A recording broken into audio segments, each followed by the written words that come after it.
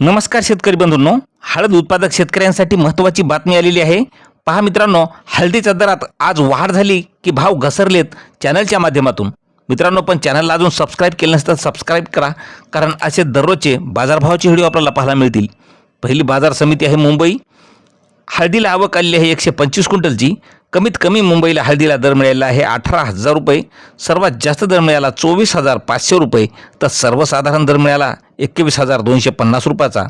यानंतरची बाजार समिती आहे लोणार या ठिकाणी लोकल हळदीला आवक आली आहे 680 क्विंटलची। कमीत कमी दर मिळाले आहे 15,000 रुपये।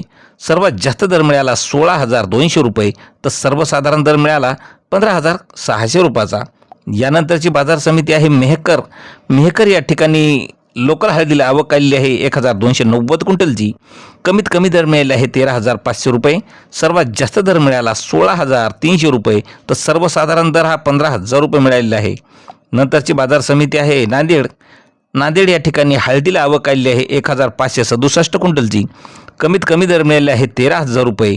सर्वात जास्त दर मिळाला 17,685 रुपये, तर सर्वसाधारण दर मिळाला 16,500 रुपये।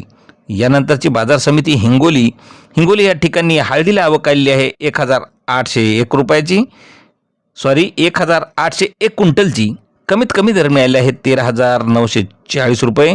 सर्वात जास्त दर मिळाला 16,090 रुपये, तर सर्वसाधारण दर हा 15,015 रुपये मिळालेला आहे। नंतरची बाजार समिती आहे मालेगाव वाशिम। आवक आलेली आहे हळदीला 70 क्विंटलची। कमीत कमी दर मिळाले आहे 14,000 रुपये। सर्वात जास्त दर मिळाला 17,000 रुपये, तर सर्वसाधारण दर हा 15,500 रुपयाचा मिळालेला आहे। यानंतरची बाजार समिती शेनगाव या ठिकाणी लोकल हळदीला आवक आलेली आहे 60 क्विंटलची। कमीत कमी दर मिळाला 13,000 रुपये। सर्वात जास्त दर मिळाला 15,750 रुपये, तर सर्वसाधारण दर हा 14,000 रुपये मिळालेला आहे।